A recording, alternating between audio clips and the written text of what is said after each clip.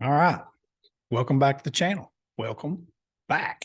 A little bit different tonight. This is a late night doc talk. If you guys have been on my channel for a while, you kind of know what this is.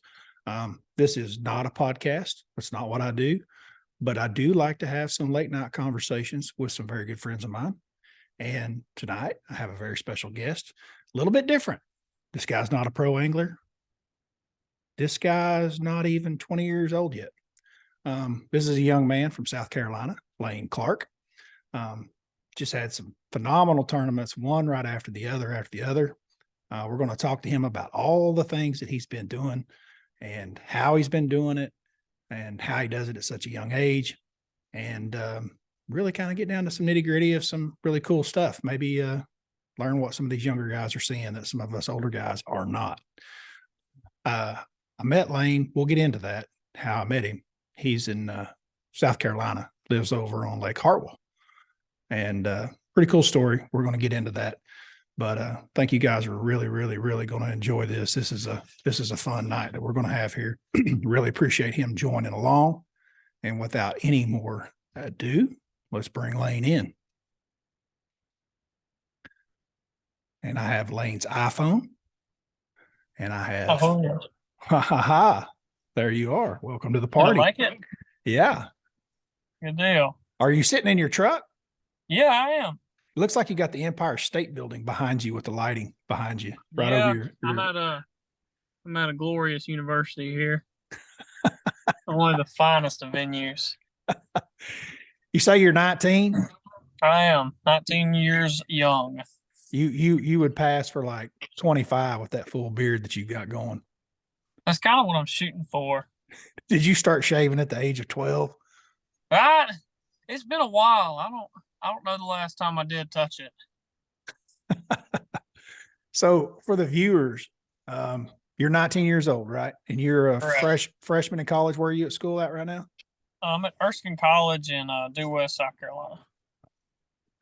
So I wanted to kind of get them in, like how does someone like myself know someone from Oklahoma, know someone that's as young as you from South Carolina? And do you remember how we originally met? Vividly, a little bit. All right. I remember. Let me help you.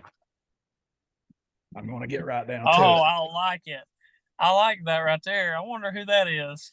So who could that LC stand for? That may or may not be yours truly. Yeah. Here, I got I something like better. that. Looks good. I got a little more right here. Oh, you got some more? Oh, okay. You make it look better than I do. How about that? Hey, now that's pretty slick. Yeah. That's slick.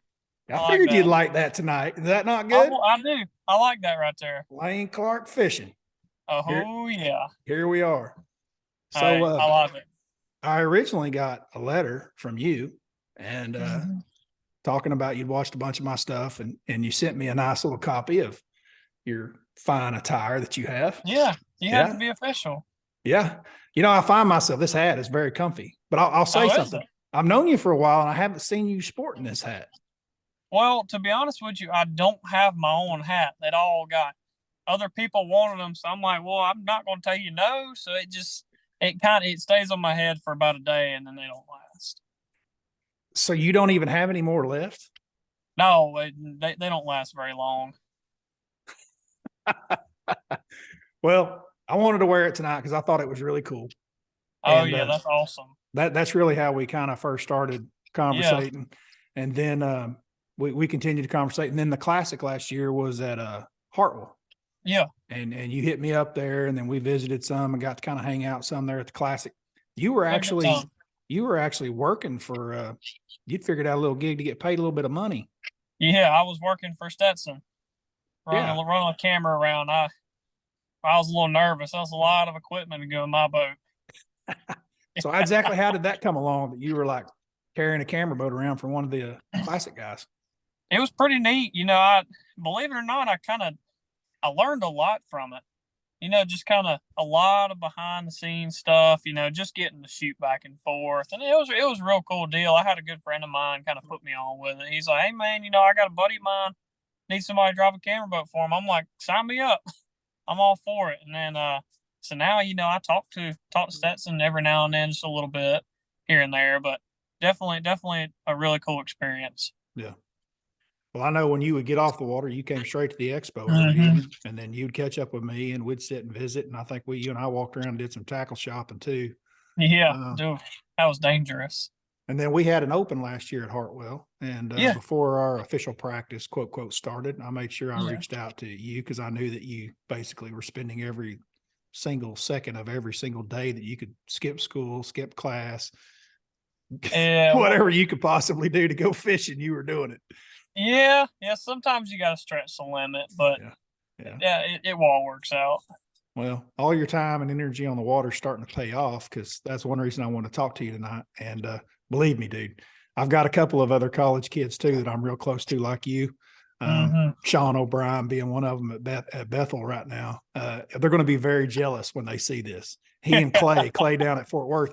And Clay, I did spend literally, dude, I spent the New Year's with you, New Year's Eve, New Year's Day, like we celebrated together. So give me a break here and I'll get Hey, you that one sounds here like a too. good time. Yeah, we did. We went to Billy Bob's, Texas, and we Oh, had. Oh yeah, it was a great time. We got in, and I don't even think he's old enough to get in, but he knew everybody in town enough to get in and got front row seating and everything. It was a good hey, evening. Yeah, I'll the take wife it. and I went down there with them, but it was a good time. But yeah, those guys are going to be jealous about this. But back There to ain't much to back be to you and jealous me. of. Back to you and me. We went out on Hartwell, did that stuff, Hmm. and like I said, the reason I really want to have you on is like you've kind of the college scene has started this year and you have started on fire, like literally. And it's been very, very blessed so far. So start off with your first few tournaments. You went down to Florida to the Harris chain. Yeah, we started off the Harris chain just last week, or 2 weeks ago is when it started, and we showed up one day of practice, and I'm like, well, we're just gonna send it for this MLF tournament, and we ended up having 17 pounds and finished 14th out of, I want to say there was 240 Yeah. other boats in it, and Yeah. we ended up finishing 14th and qualifying for that national championship. And that was really one of my goals for the trip. Was, I mean, we're not gonna have much practice, but if we can qualify, that's a success for me right now. And How many boats qualify for the national championship on the MLS um, side? I want to say there was 27.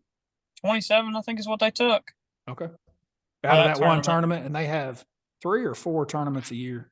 They have 4. Oh, I think they've got 4 or 5 this year. Some of them I'm not going to, but we're doing all of Bassmaster. I think it's 1, 2, 3. They've got a handful of them this year, but they don't have divisions. It's kind of spread all out. It's kind of Right. Right. I think they've got a couple out on the West Coast and they've got a couple Mhm. somewhere in the Midwest to East Yeah, Coast. Right. And I think there's 4 yeah. events. So you said they took how many out of yours to make the nationals? 20? 27. Okay. So they're basically looking at having basically 100, 2, 4, 6, 108 boats probably if they took Yeah, out just over 27 out 100 of each something. one. Yeah, Will be at somewhere nationals. between Where that. is nationals going to be? I have no idea yet. Okay. So you don't have to know. fish anymore. You're qualified for the Yeah, MLS college I don't have nationals. to go to any more if I don't want to. That's cool. We got that taken care of. All right. And so then the very same lake. Yep. The following week was that Bassmaster event. We got to practice all week, and ironically enough, practice was it wasn't slow, but it was one of those where we're either going to have 7 pounds or we're going to have 27 pounds kind of practices. And believe it or not, we ended up catching them both days of the Bassmaster event on the same exact place we caught them in the MLF event. And it was kind of like, we were just one of those deals where you knew that you were going to catch them. But like I said, you didn't know how big it was. And we toughed it out for the entire tournament day the first day and had right at 20. We were tied for 16th with 19-14 after that first day. And that second day, the cold front hit down there. And I tell you what, Florida cold is not like at the house cold. We come home to 27 degrees, and I almost thought I was colder in Florida with 40. And I mean, it was ridiculous. And Friday was really, really slow, but we kind of lucked out because the place that we were fishing, those fish were leaving the shell beds out in the middle of the lake as the week progressed, getting ready to get up there and spawn. And kind of the place we had was a big grass flat. Those fish were using it as a highway going back and forth. And I think with that cold front, they stopped right there and it took us all day Friday, but we ended up having 22-4 and jumped from 17th to 4th after the tournament was over. So it was one of them. It was one of those meant to happen deals, Wow. So and it it it was ended up awesome. coming. You ended up catching them on the same place that you caught them off of in the Mhm. MLF tournament the weekend before. Yep. We pulled up at 2 o'clock in the MLF that afternoon. We had the limit for, I kid you not, it was probably 4.5 pounds. It was bad, and we pulled up there and in 45 minutes had our bag. Showed back up the tournament day. We popped through there in practice, shook off a few, and just moved on.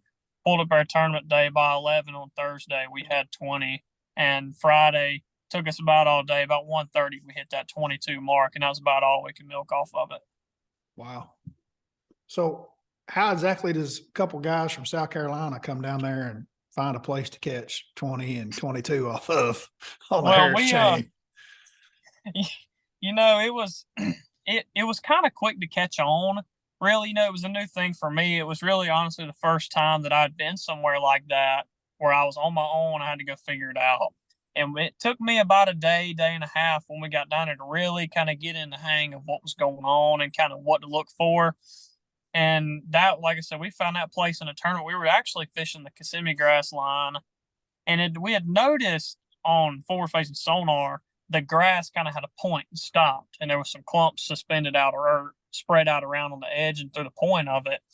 Well, we sit there, and my partner Adam throws out there, catches a 2-pounder. So we sit there and start breaking it apart. Next thing you know, we're throwing in 3-pounder. Here's a 4-pounder, and it all starts putting together.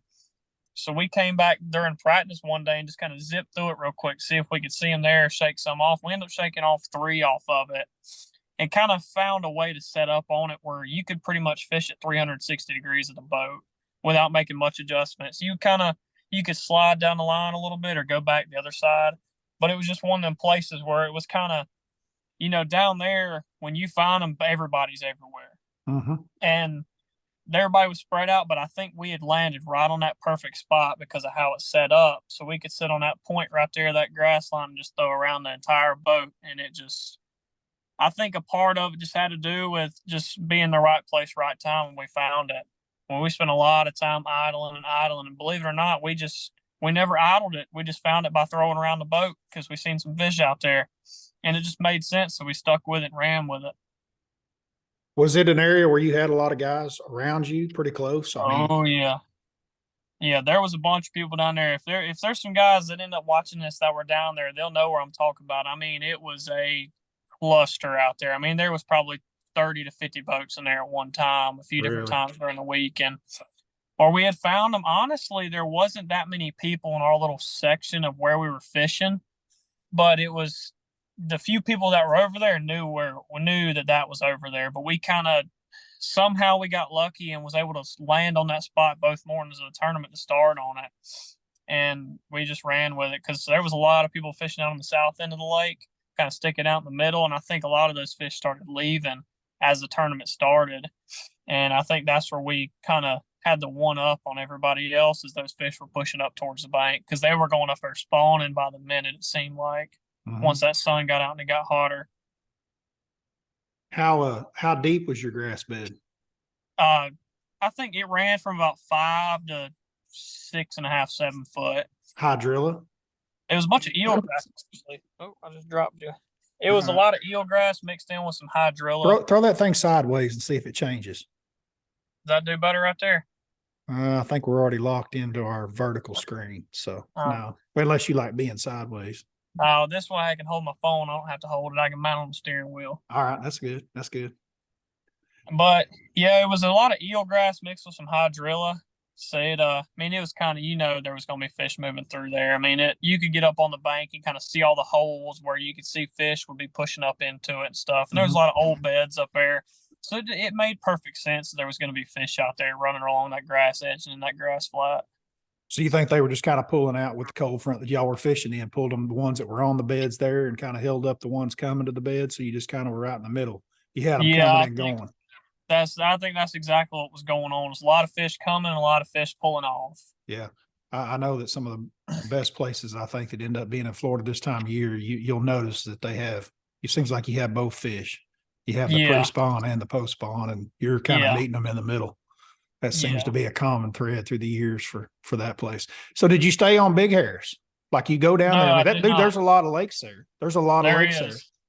And we kind of dabbled through them. I think we spent some time in Big Harris, Eustis, Dora, Beauclair, Apopka, just kind of dabbling in all between them. But I'll be honest with you, the best fishing that we found for us was in Dora and Beauclair at the time. I know that kind of changes a little bit, and my partner, he's got a lot of experience down there. I think that was his fourth or fifth trip down there, and he likes fishing over in Dora. So we gave that some time, and it really wasn't panning out. It was one of those, you're not getting many bites, but when you do, it's a big one. But it was too hard to gamble on for us to take a chance. If you leave Big Harris, you go up into Eustis, you make a right, and you go back down. It's the next lake when you come through the long, pretty canal. Yeah, that's Dora. That's Dora, and then you come through Dora, and the next lake is Beauclair. You go all the way to the end of so Dora. what's the little? Okay, if you go into Beauclair, what's the little lake that's a little circle that's just off of Beauclair? Carlton. Carlton. That's right. Yep. Okay, I'm with you. So you guys, did you go out of Big Harris? Is that where the tournaments went out of both times? It was. It was out of Venetian Gardens over in Big Harris. So you guys were making some runs. Yeah, I think it was. I was timing it on my graph, and it was anywhere from 40 to 45 minutes, just depending on how all the boat stuff was every morning. Well, that river canal between Eustis and Dora, that's a pretty place, isn't it? Yeah, it's neat. It's real cool. Yeah, that's. I ain't never seen nothing like it. I bet it's really cool coming through there with 22 pounds in the box. I've never done that. That'd be. Oh yeah, I was sitting there like I'd be kicked back with a camera taking video. Yeah. I'm sitting there taking Snapchat pictures. Check this out. Oh yeah, we were having a good time. Yeah. Dude, that's incredible. So you finished fourth in the Bassmaster event. Now, does that qualify you for the Nationals and that, or do you have to continue to fish the rest of them? How does that work? Yeah, that qualifies us for Bassmaster National Championship as well. How many boats did they take out of the one event there to Nationals? They're taking 25 boats a tournament, fixed number, no matter how many boats. Okay. And they bumped it up to 275 this year on the boat numbers, but they're taking a fixed 25. I know there's some kids that didn't get in. Like I said, Sean O'Brien is in his second year, maybe his third, but I think this is his second year. This could be his third. He might be a junior at Bethel. This kid's from Norman with me, and he went to school over there on scholarship to fish. Anyway, I was telling you, they paid all their money and paid it like 5 minutes after opening and didn't get in. It was a massive cluster. I've always heard about it being such a pain getting into it, but I never really noticed it till I actually got into it. Yeah. And I mean, just fortunately enough, we were able to get in. We don't have many teams going with ours. I mean, I think we had 6 boats at MLF and 5 for Bassmasters. We were real fortunate to get into them. Well, I'm glad you did. Oh yeah, I'm very glad. You had a very successful freshman year. Yeah, it's been outstanding in my books. I'll take it. It's been a great fall too, just leading up to it. I mean, you could write that off as a season right there, and I'd be ecstatic. Yeah, every time I check your Instagram, it seems like you're holding up another bag of fish over there on the Saturday jackpots. Oh yeah, we try to. I don't include the rough ones, but fortunately, there's been some real good ones lately. It's been falling right here the last couple months. So for guys that are kind of watching for little details and stuff, right? And you're a younger guy, and you're also a blueback herring lake guy, being from Hartford. So I consider you definitely the new generation live scoper. Like you're not scared of it. Like it is your baby. You take a lot of pride in that. I've been in a boat with you and you're all about it. How much did that help you when you went to Florida? Honestly, it helped, but would I go there without it? Absolutely not. Because like I said, Live Scope helped us find the place we caught them on. And Live Scope, we also kind of use Live Scope to our advantage. Almost, we didn't really fish with it, but I set up with it. Depending on how we set up on fish. Now, I did the last call we made on Friday to put us at the 22 mark. I caught it off a Live Scope, just like I do at the house, believe it or not. And but other than that, I mean, it definitely played a key factor. not necessarily in sitting there physically throwing at fish with it, but how my boat's set up and in finding all the fish. It definitely was a big help. So exactly how did you catch your fish there? What kind of baits and techniques and stuff were y'all using primarily? We were just throwing a speed worm, just a Zoob Ultra speed worm. We mix it up with a few different colors and the Magnum and the regular size, but that's all we were doing. It was kind of tough catching them on a moving bait, the typical rattle trap, chatterbait, grass fishing. It it wasn't happening for us, but we found once we started slowing down and dragging that worm through there, it just started popping off. It was just a little different because everybody around is sitting there burning the trap and throwing jerkbait, whatever they're doing. But we're sitting here off to the side of them dragging, and it seems like we were putting a lot more fish in the boat and a lot more bigger fish in the boat. So the old school, Oh, yeah. y'all like a couple of old men dragging worms down there in Florida. I'm telling you, it was killing me too, because you're throwing that little weight, and I can throw it about from here to the back of the truck from the boat. And of course, it's blowing 25 every day, it feels like. So I'm backlashing every other cast, pulling it out. And then you pick up and you got one, so you just go through it all over again. So what do you call a little weight? Like 3/16, quarter, I was eighth? throwing an 1/8 ounce. 1/8 ounce. Good night. Even on the big worm? Yeah, even on the big one, it's throwing So an 1/8 ounce. Lightweight. Pegged, not pegged. Not pegged. I don't think it made a difference because we had some boys we worked with a little bit on the team. They threw a peg and it didn't make a difference. But I just prefer to have it not pegged because it'd get hung up a lot in that eelgrass and stuff like that. Yeah. Yeah. Fluorocarbon? Fluorocarbon, I was throwing 18-pound Sunline Sniper. That's some good choice. That's a good It's choice. good stuff. Some good stuff. So you're just like, are you laying the rod sideways, or are you just kind of like popping it up, or just sideways until you feel it kind of get hung and give it a little light pop? So y'all are like just barely trying to move that thing. Mm-hmm. So it really depended on the day. One day we'd be catching them hopping it in the mornings throughout the day. One day you'd have to sit there and count the dang grass stems, it felt like. And a lot of your bites, when you're doing that, you'll sit there and think you're hung up, and all of a sudden your rod's just going to go like that. That's all he's going to do, and there's a 3.5 pounder on the end of it. It was that subtle of a bite. You wouldn't feel anything, just like they'd either rip it out of your hand or you'd never feel it. really. A lot of times you'd pick up on it on the end. You've got your cast all the way, and you'd pick up your rod, just not paying attention, and all of a sudden it just goes that way, and it's like, oh well, I got one. And that was a lot of the bigger bites, believe it or not. Well, dude, I've been down there many times, and I don't know of one time that I've ever caught them out of Beauclair. I think I may have flipped a couple of fish out of there in tournament when they were on some arrowheads, but it was like I was running there just to hit arrowheads and leaving. But it was the cleanest lake on the entire chain is what I think had a lot to do with it. They just got sprayed and everything was nasty, and it just lined up to be just right in there. And clearly everybody else figured them out in there too. And Popco was a player too, but I had that feeling, and I couldn't fully abandon those grass fish. I just had to stick with it. I felt like that was the best way we were going to catch them. Well, then you leave there because you just haven't been fishing enough over the last 2 weeks. and you drive home all night long. Yep. Did you get any sleep? Actually, yes, I did. I was fortunate enough to have a friend of mine on the team. He drove me a little bit home. I was getting a little tired. So you slept in the truck on the way home? Yeah, I got about 4 hours of sleep the night before. You slept at 70 miles an hour is what you're saying. Yeah, pretty much. Yeah. And you decided to go ahead and jump in a local BFL while you're home.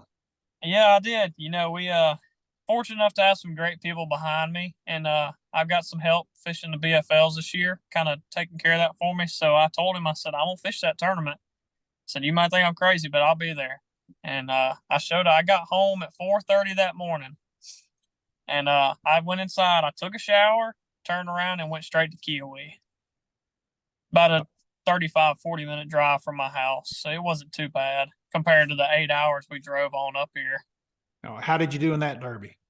I got 7 out of 116 boaters. So, I'd say I was it was worth it. It was worth it trying to push my limits a little bit.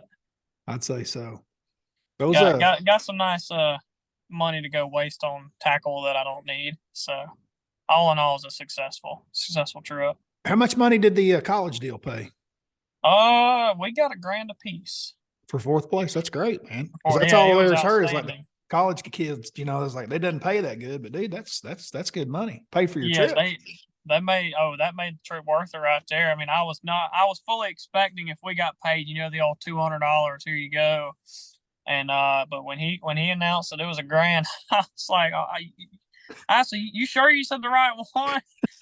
And but hey, I mean, I'll take it. I mean, I was ecstatic with it. I bet. How do you all make schoolwork and stuff work while y'all are gone that long to go fish that many We times? believe it or not, our professors are really good about it. We've got most of our schoolwork for us on the team and myself is a lot of online oriented stuff. So we were able to, while we were down there, right the day after the MLF, we all sat down and did all of our schoolwork for the week in one day. Took the day off from fishing and just got all of it done. So when we were done practicing every day, we didn't have to worry about it. Oh, excuse me. And so that was the biggest help right there, is really not having to stress over getting on top of schoolwork. Yeah, I that's a had a big help. couple assignments to make up when I got home, but it wasn't bad. I mean, it's not nothing to go crazy over. Now, did y'all's coach go with y'all down to Florida? Uh, he showed up for a day or two, and Did then he? yeah, he did. He was down there, So and you they got a came. coach. Go ahead and tell them who your coach is. You got a coach there where Uh, you go to school. we've got our coach. His name is Jason Williamson. Bassmaster Elite Series pro, and we've had the program we have has had a lot of ups and downs, but I'll give it to him. He's done a very good job with us down here at Erskine. He's there. We're getting really taken care of. I had a lot of, I don't know if you know, but I had a lot of issues with the college process going into this year, and I took a last minute jump on coming back to Erskine. I actually decommitted earlier in the year last year and turned around and came back. I think it was 2 weeks before school started. I showed up to orientation and decided to come back to school. And I was actually on Lake Chickamauga the week before school started, and I get a text, and our coach had resigned. And I get home, and here's Jason. Here's our new coach. Y'all have a blast. And so it's been a good time. I definitely think that one up there spoke to me a little bit, and just roll with it, and it's doing pretty well. Dude, I'm almost kind of ashamed to say this, but I think that if you went over to the University of Oklahoma right now and looked up who the head coach was, I think it's going to fall on my name. I had one of them reach out. It changes through the years, right? Different kids come through, and some of Yeah, them are very active. And I go to meetings and stuff, and the presidents let me know, hey, the meeting's this and that, and I'll get in there when I can. But I had somebody in the last year, and like if you're watching this, I was not putting you off. Like you need to contact me again. But one of them had reached out to me and was like, "Hey, are you the coach of this team?" And I was like, "Yeah, what can I help you guys with?" I guess I am. I don't know, maybe on paper, but I'll do whatever I can to help you. Just let me know. yeah. And then it was crickets. I didn't hear anything. Oh yeah, But at the University of Oklahoma, for whatever reason, it's not like where you guys are going to school. It's not like Bethel. We don't have any big lakes close by here in Norman, yeah. But It's kind of hard to. the biggest thing that we fought through the years over there has been boats. I mean, we might have 25 guys on a team and we'll have like 2 boats. Yeah, You know what I mean? And so we struggle with that. It's a little different situation than what you guys have all got going on over there. But yeah. I think that all that's incredible. How did you end up catching them on Kiwi? I caught them. I kind of did like almost like a two-prong approach type deal. I've got a lot of history up there, and especially this time of year when it's wintertime around here, really on lakes just like Kiwi and Hartwell. I caught a bunch of fish in that deep drain ditch deal, fishing in 40 to 70 foot, just kind of depending on where they're running in those ditches on bait. Mhm. I caught some little ones there, and I actually caught, it was 27 degrees that morning, but I actually probably caught 25 or 30 that day skipping docks. Wow. So you went back to the old, just like the Classic was won, right? Oh, Yeah. yeah. I'll tell you one thing I won't say, but if anybody knows how that Classic was won, you can probably win a tournament anywhere around here from now until after that is even going. Yeah, after that's even over that time of the year doing that. Really? It's one of my favorite ways to fish. Well, I heard from a buddy of mine today that doesn't, I don't think they know you, but they're from over there in that part of the country, that it took 24 pounds to win a tournament here recently at Hartwell, and they were all Yeah. largemouth, Yep. largemouth. And I heard they came pretty shallow. Yeah. Hartwell's real good about you can bust a bag of them real quick in about that much water. Yeah. The And weather's got there's to, a the few weather's got to places be right. I mean, the weather's got to you play. you hit that right day, and if it's not the right day, you can kiss it goodbye. But if you hit it just right, you're gonna be all over that 24, 25, 26 pound bag. Wow. Yeah. It's wild how the stuff works. It's a really good tournament lake. I like it because it offers so many different varieties. You know what I mean? And guys can go do Yeah. so many different things that they see fit. Well, is it safe to say that professional fishing is on your radar at some point? Oh, absolutely. As soon as I graduate, I'm hitting the road. If I make it that far, I may try it sooner. Oh, you got to make it that far. That's the same thing I keep telling Sean. Sean is a junior, so he's been there Yeah. 3 years, and I'm like, dude, you got to finish school before you leave. Well, something I'd like to do is do it while I'm in school because that's how bad I want to do it. But I need to get that degree, and so. But as soon as I get that graduation paper, I'm gone. I think it's very important for all of you guys to get, your local. I always call it the local base. So like Mhm. it's that BFL region that you live in, right? Yeah. When you can get that base down, get you a BFL trophy. Oh yeah. Make you an All-American while you're in college. Um, dude, that would be huge. And then so you got this big foundation that's your local foundation, and then your regional foundation for you guys. It's South Carolina and Florida, Georgia. Get over to Lanier, get down to Harris Chain, like where you just went. Kind of learn some things like what you learned in this last event. It's way different than what you've been doing, right? And I think that's a big deal. And then you kind of get that block built, and then you can go to that national block. And I think it makes that movement easier. Now, I will say that fishing's changed a lot. And you young guys, y'all jump on that live scope and take off down the lake, and y'all don't seem to have any problem no matter where you guys are, as long as the water's somewhat clear. Yeah. Hey, we don't mind a little dirty water every now and then. Keeps you sane. Yeah. You guys got a little bit of it at Hartwell. Where are we headed to? Oh. Where are you walking? I'm going to get a phone charger. I knew. I was like, your phone battery done died. Yeah, if I lose you here in about a second, I'll be right back. But I'm trying to. It's about the most I've moved in approximately 2 years. What do you mean the most you moved in 2 years? I don't get up and go like this too much. Walking? Oh yeah, I'm getting on the move. Oh, Here we go. We're about to get a. This is a special feature drop from the balcony. oh, you were Thank you, texting Jeremy. guys. How did you do that? How'd they even know you wanted one? Oh, I texted him. I shot him a text on the phone while we were sitting there talking. Are you serious? Yeah, you didn't notice I was. Did it not tell you I was That's off why you of? guys catch those fish coming on that live up screen I'm not seeing. Y'all are just like, oh, well, I texted that fish while he was swimming over there to come on. Yeah. If it worked like that, I promise you I wouldn't be in school. I'd probably be leaving the broken chubby with you here soon. Well, obviously, I think quite a bit of you do. How many guys you think? Where did you go? Man, we lost him.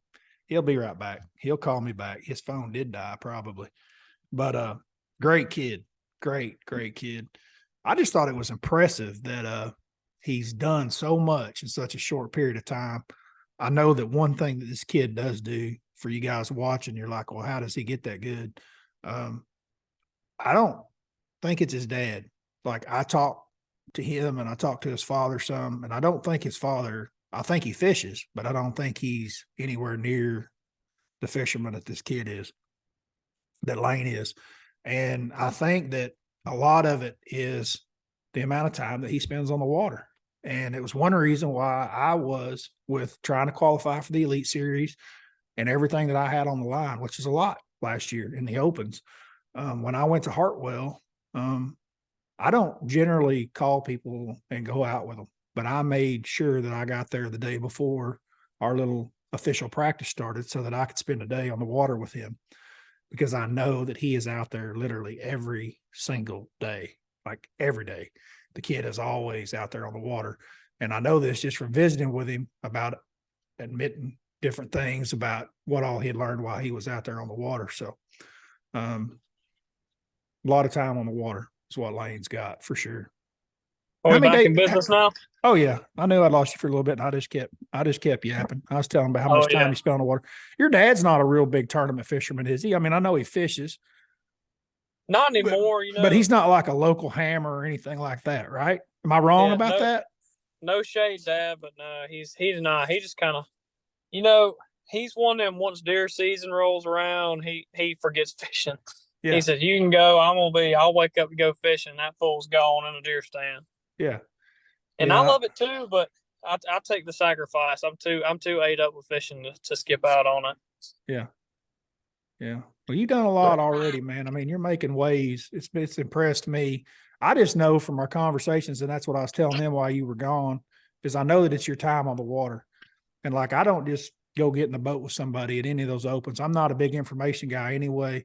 You and I had a relationship. What I liked about the fact of being able to get there early to be able to fish with you that day was is I knew how much time you had spent, recently where you're just out there and, towards your high school and during the summer. I mean, dude, you're out there like every day, just Yeah, playing, working. that that was probably one of the biggest pieces of advice I've ever been gotten.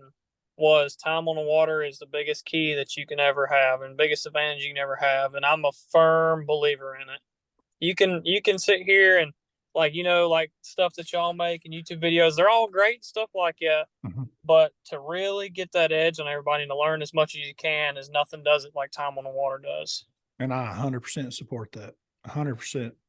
I know that when I was your age and all the way up until I was probably 35, I mean, it was as much as I could possibly do. I spent a tremendous amount of time on Grand. Now, I will say that after about 35 with wife and children, that kind of changes. And for me, I feel like that we're about to find out with this upcoming season, but I need a little time away to avoid Yeah, that burnout where I could get that same hunger and fire, that you have to go yeah. every single day. I need that on the road. But yeah, dude, you're killing There's it. definitely a happy medium between the two. Yeah. Well, at your age, it's just fish, fish, fish, and there's nothing wrong with that. Yeah. That's what you got to do because you got to have Oh, those absolutely. experiences to build off Yeah. of. You know what I mean? Mm-hmm. But you're learning the big stuff. I mean, those fish in Florida are still a bass is a bass is a bass. You know? You got to learn them everywhere. But yeah, and I'll say a lot of it comes down to as I've traveled to more and more places is that just if you've got that knowledge down pat of how bass react to stuff like that and learning how the fish are, I mean, you're already up here on them everywhere you go. Mm-hmm. And that, I mean, that's been a huge player for me is really, like I said, spending time out there. It helps me develop. I can show up somewhere or really anybody if you got the time and you can know what those fish are doing before you even get there. And that really sets yourself apart already before you even put your boat in the water. Yeah. I know that your age just amazes me. I obviously think you're very mature for your age. I'm sure your father would agree with me on that at 19 Oh years yeah. old. But um, the Toyota Championship, I talked to Castledine a little bit about this, and I'm not sure how much I've talked about this on YouTube or whatever, but Todd called me after, he led the first day and then ended up making the top 10. And he told me, he's like Hallman when he's driving home, he was like, dude, that top 10 was so different. And I was like what? And he was like, man, he goes, you come from different parts of the region in one of those championships, right? You Yeah. got different guys from all over. And he's like, when you make a top 10 in one of those, he's like, you find yourself looking up and looking around at who's in the top 10. And for years, and I get exactly what he's saying. It's Mm-hmm. like, it's the same. It's like the usual suspects. You Yeah. know what I mean? Yep. Like Yep. you're like, okay, Dickie Newberry's here, even though he's from Texas. Like I get Yeah. why he's here, Um, it would be people like that. But he was like, this one, I didn't know a soul. He was like, I was the oldest guy there. Todd's only 40. So it's Yeah. not like he's just barely 40. Mm-hmm. And he's like, dude, I was the oldest by like 10 years. So I called Jody White afterwards, who does all the work for MLF. And Jody's been there he was there when it was FLW. Great guy. And Mm-hmm. Jody runs all the camera crews. He's got a lot of stuff. I was like, dude, you need to run the numbers on it. Anyway, he put the average age since the year 2000, just in the Toyota championships from 2000 all the way to Mm-hmm. now. The average age of the top 10. And like he was able to come up with those numbers. And dude, they're scary. I mean, absolutely scary. how much younger it gets and gets and gets and gets. I'll pull it up while we're talking about it, but like the college kids, you guys have just got this. Of course, college fishing didn't exist in 2000, right? But Yeah. you guys have all, so when you go to Florida, do you guys all transfer? Like, I know y'all don't give each other cell phone numbers. That's old school like me. Y'all would transfer to social medias, right? So like you meet Yeah. somebody from St. Clair That's a lot of it, a lot of social media and stuff. you're like, hey, I'm from Hartwell. And you're like, hey, Yeah. well, you know, follow me on this. And then you follow them. So at night when y'all come in, are y'all just like following all the people that have followed you? And there's like 35 people on there from all over the country. I mean, kind of, sort of, you know, a lot of it, like working, you talking about like working together wise and stuff? Yeah, I'm talking about just preparing for later on. Like it's the networking. Yeah.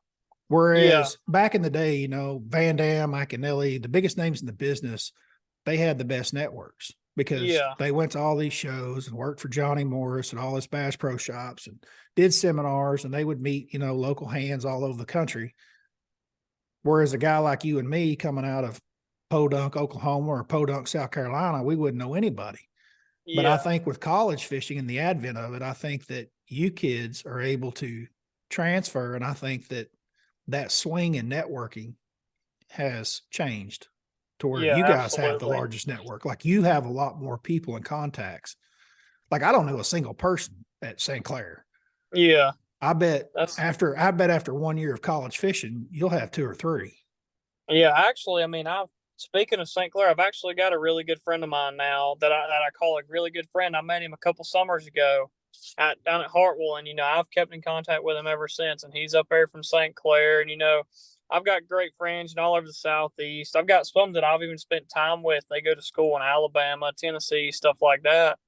In Florida too. I mean, just they're spread out all over the place, but we've all met at certain times and it's all just stuck throughout, and you just keep in contact, and you've got that network everywhere you go.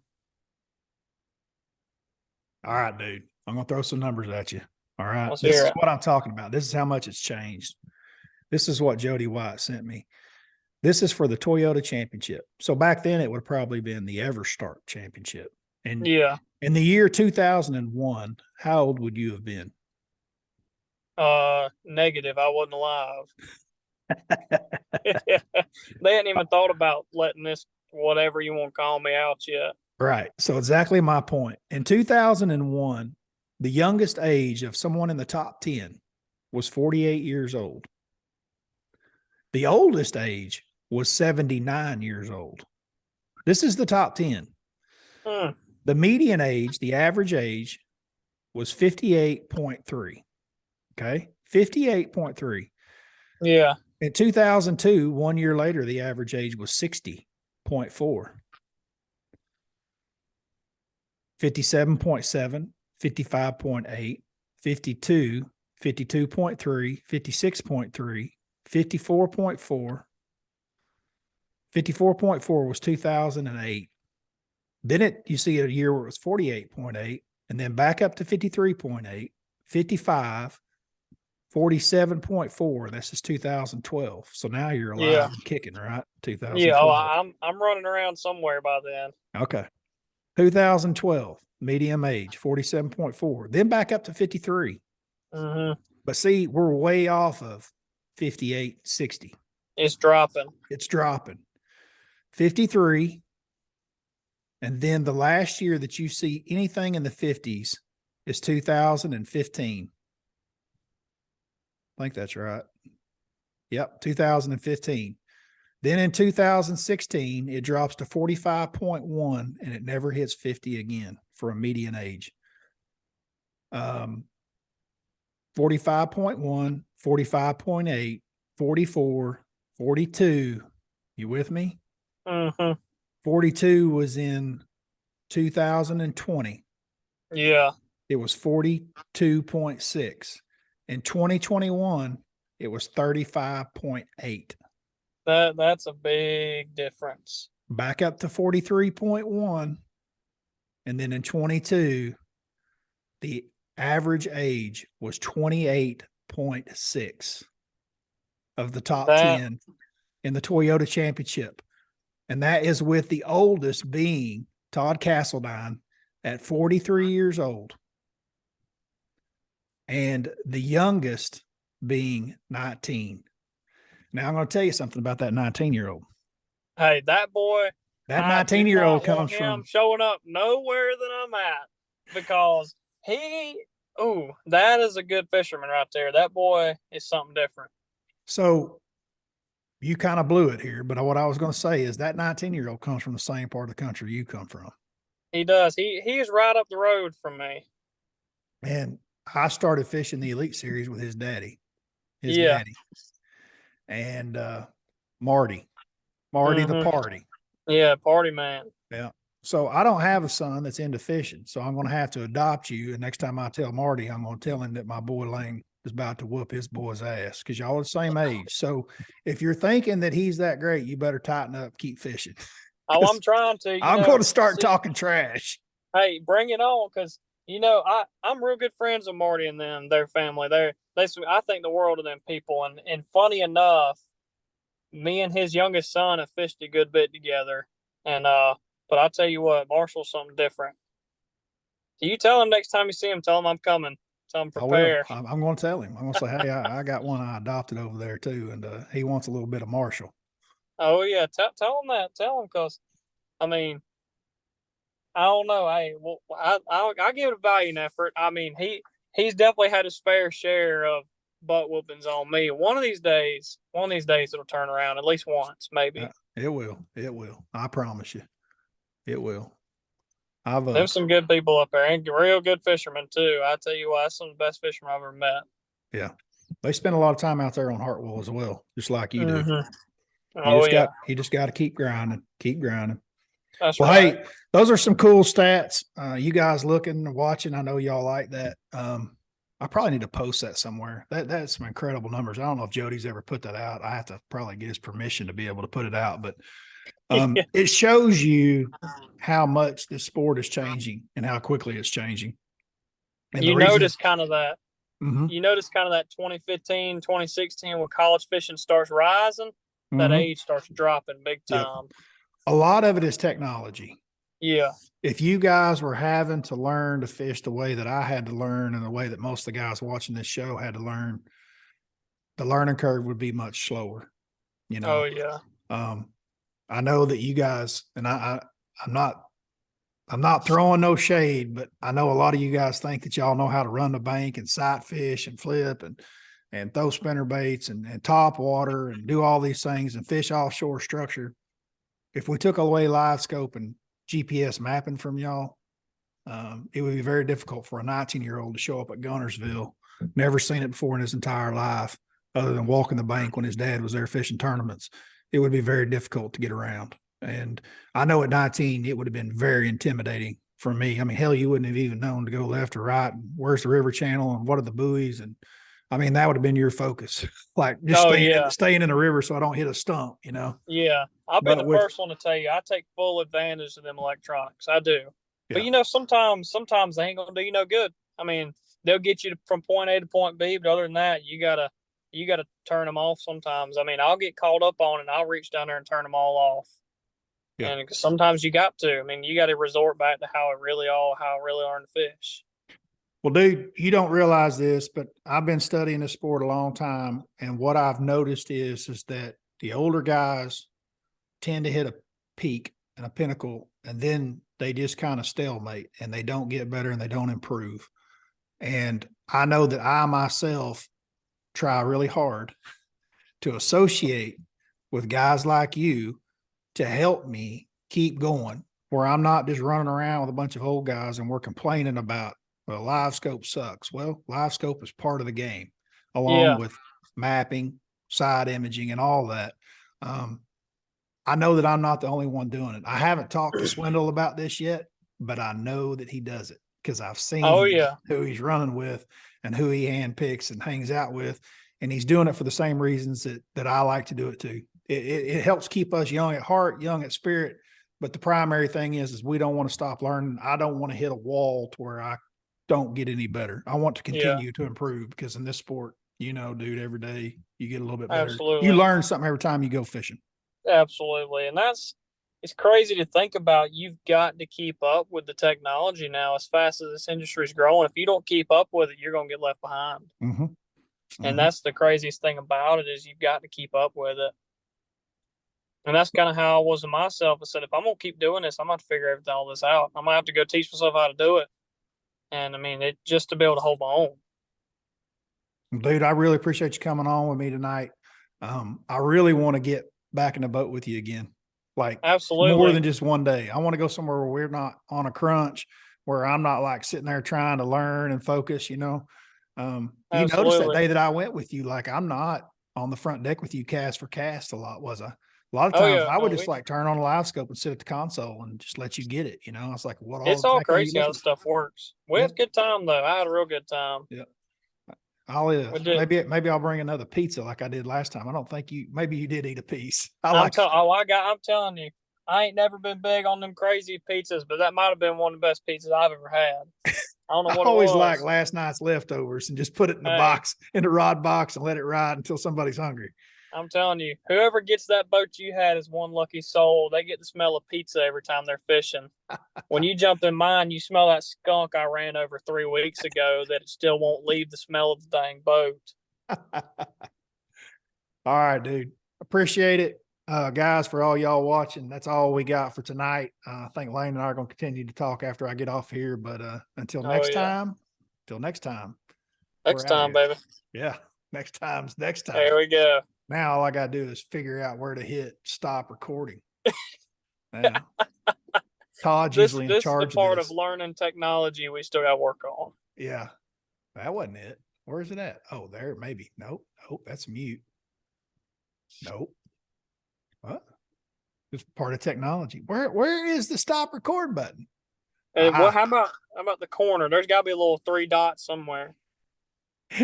How do you know it's in the corner? Is it just your age? You know the look in the corner? Yeah, most of the time it's in the corner. You got to work for it to be up here, down here somewhere. Right. So point where you were pointing before, because that's where it's at. See y'all.